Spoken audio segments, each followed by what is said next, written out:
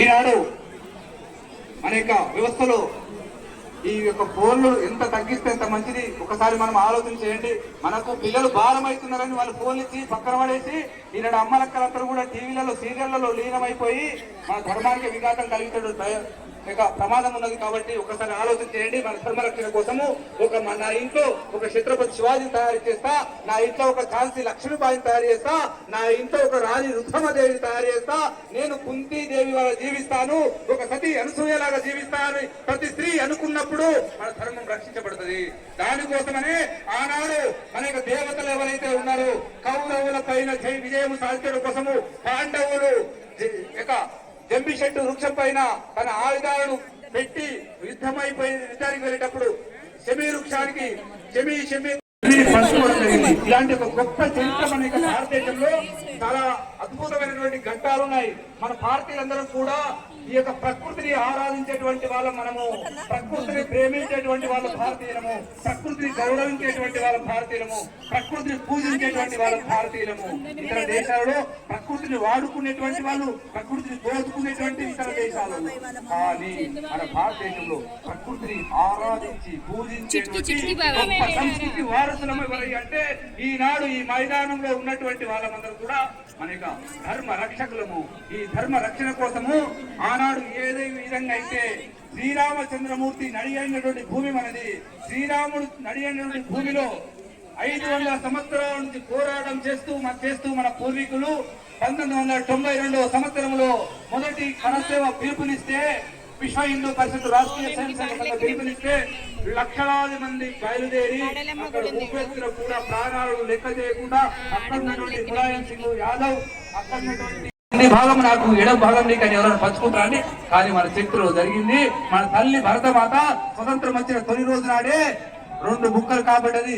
పాకిస్తాన్ లో ఒక భాగము, భారత్ గా 2వ భాగం ముక్కలైంది. ముక్కలైన తర్వాత అనేక ఆనాడు ఉన్నటువంటి ప్రధానమంత్రి నెహ్రూ గారికి, గాంధీజీ గారికి ఒక కానుక వచ్చింది. స్వతంత్రం వచ్చిన తొలి రోజు నాడే ఆగస్టు 15 ఉదయం 8 గంటలకు ఎర్రకోట పైన జాతీయ జెండా ఎగరవేస్తామని ఆ సమయంలోనే పాకిస్తాన్ నుంచి కానుక వచ్చి. ఈరోజు దసరా పండుగ సందర్భంగా సిరిసిల్ల పట్టణంలో మరొక విశిష్టత శ్రీ లక్ష్మీ వెంకటేశ్వర స్వామి వారి యొక్క బ్రహ్మోత్సవాలు కూడా ప్రారంభం చేస్తున్నారు. ఆ కార్యక్రమంలో భాగంగా ఈరోజు స్వామివారు అశ్వవాహనంపై శమీ చెట్టు వృక్షం దగ్గర వస్తున్నారు. మరి వారి శమీ వృక్షానికి వారు ప్రదక్షిణ చేసిన తర్వాత ఈ శమీ వృక్షంలో సాధనతో అందరూ అలయబలం తీసుకునేటువంటి గొప్ప సంస్కృతి ఈ సందర్భంలో ఈ సందర్భంగా జనాలంతా కూడా ఆ స్వామివారిని కన్నారా వీక్షిస్తున్నారు. ఈ సందర్భంగా స్వామివారి యొక్క లక్ష్మీం క్షీరసముద్రరాజ కన్యాం శ్రీరంగ కామేశ్వరీం వశీభూత సమస్తదేవ వదితాం లోకైక దీపాంకురా శ్రీమన్మంత కటాక్షరద్భగ వందేవ కుండప్రియాం స్వస్తి ప్రజా పరిపాలయంతాం గోత్రాం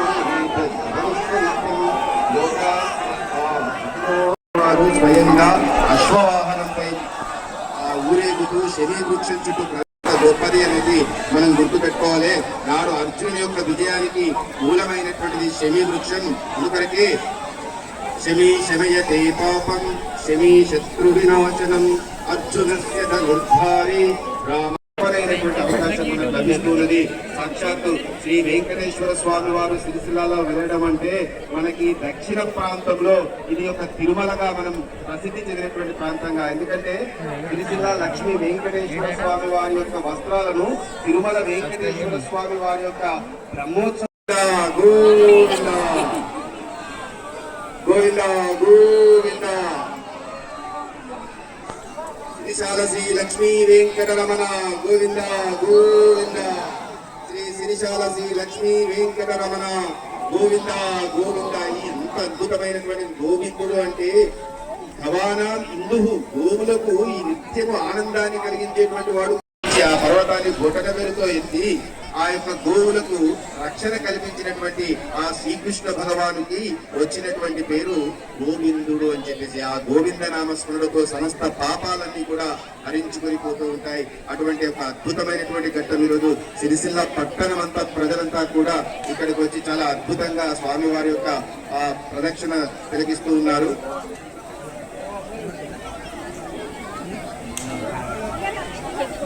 స్వామివారి యొక్క ప్రదక్షిణానంతరం శమీ వృక్ష పూజ అనంతరం మనకి ఇక్కడ జ్యోతి ప్రజ్వలన కార్యక్రమం అనంతరం రావణాసుర సంహరణ కార్యక్రమం కూడా జరగబోతుంది.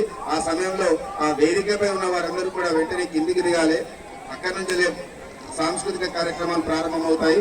కాబట్టి దయచేసి అందరూ గమనించాలని చెప్పేసి కోరుతా ఉన్నాం. లక్ష్మీం తనోతు నితరామితరానపేక్ష మంగ్రీద్వయం నిగమ శాకేశిఖా ప్రవాళ హేరంబమంబరడంబర చౌర్య విఘ్నం విఘ్నాత్రిపేద శతదారతరందరం నః.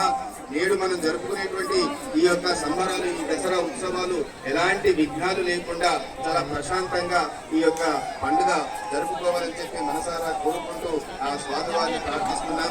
ఇప్పుడే స్వామివారు ఆ యొక్క శమీ వృక్షం చుట్టూ ప్రదక్షిణానంతరం ఆ వేదమూర్తులైనటువంటి బ్రాహ్మణోత్తముల చేత ఆ శమీ వృక్షానికి పూజ చేయడం జరిగినది. అందరూ భక్తులు కూడా ఆ యొక్క శమీ వృక్షం యొక్క పత్రాలను స్వీకరిస్తున్నారు. ఇది ఒక గొప్పదైనటువంటి సందర్భం. ఈ శమీ వృక్షాన్ని పూజించడమే కాదు, ఆ శమీ వృక్షం యొక్క పత్రాలను బంగారంగా, దయచేసి భక్తులు ఎవరు కూడా అలా పోటీ పడదండి, తర్వాత ప్రమాదం ముందుకొస్తుంది. గోవింద గోవింద శ్రీ సిరిశాల శ్రీ వెంకటరమణ గోవింద గోవింద, సిరిశాల శ్రీ లక్ష్మీ వెంకటరమణ గోవింద గోవింద. గట్టిగా పలకండి, జై శ్రీరామ్ జై శ్రీరామ్. సిరిసిల్ల పట్టణం అంతా ఒక్కసారిగా పులకరించినట్టుగా ఉన్నది. ప్రకృతి పరవశిష్ట ఎట్లా ఉంటుందో ఈ ప్రాంతం అంతా కూడా ఈ ప్రజల సందోహంతో అంత అద్భుతంగా నిండిపోయి ఉన్నది. ఈ కార్యక్రమానికి ఎంతో మంది విచ్చేస్తున్నారు. వాస్తవంగా సిరిసిల్ల పట్టణ పురం ప్రముఖులు కూడా ఇక్కడ చాలా మంది విచ్చేస్తున్నారు. వారందరికీ కూడా ఈ సమితికి హిందూ ఉత్సవ సమితి తరఫున స్వాగతం తెలియజేస్తా ఉన్నాం. శమీ వృక్ష పూజానంతరం స్వామివారు తిరిగి సన్నిధానానికి బయలుదేరుతున్నారు. ఇక మరి కాసేపట్లో మన ఈ యొక్క హిందూ ఉత్సవ సమితి ఆధ్వర్యంలో ఏర్పాటు చేసేటువంటి మనందరూ ఒకసారి లక్ష్యాన్ని చెప్పగానే ఈ విధంగా స్థితిలో ఉన్నారండి, కదలకుండా ఉండాలని దయచేసి. ఇది మనందరి హిందూ సమాజ సంఘటన ప్రార్థన ఉన్నది. ఆ అయోధ్య చూస్తే ఏంటంటే అక్కడ అంతా మన్నే దుమ్మే ఉన్నది. కాబట్టి అది మనం వాళ్ళ సోదరులకి చేసి మనం ఇక్కడే ఉండిపోదాము అని అంటారు. ఈ కార్యక్రమం అనంతరం ప్రజారోగ్య కార్యక్రమం నిర్వహించబోతున్నాం హిందూ ఉత్సవ సమితి ఆధ్వర్యంలో. దయచేసి అక్కడ వేదికపై ఉన్న వాళ్ళందరూ కూడా వేదికను ఖాళీ చేయవలసిన.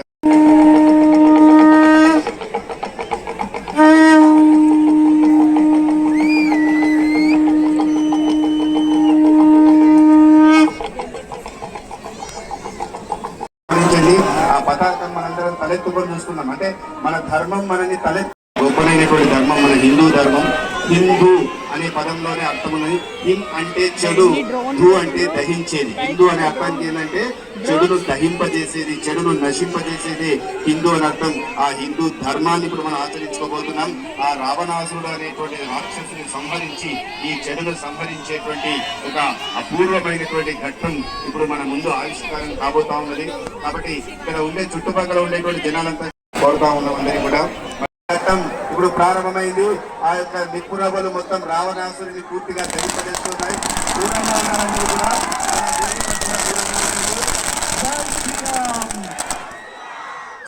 దసరా పండుగ ఇప్పుడు మనకు ప్రారంభమైంది. ఇక్కడ దహింపబడేటువంటిది రావణాసుడి యొక్క ప్రతిమ మాత్రమే కాదు, మన అంతరంగంలో ఉండేటువంటి చెడు కూడా ఇక్కడ దహింపజేసుకోవాలి మనందరం కూడా.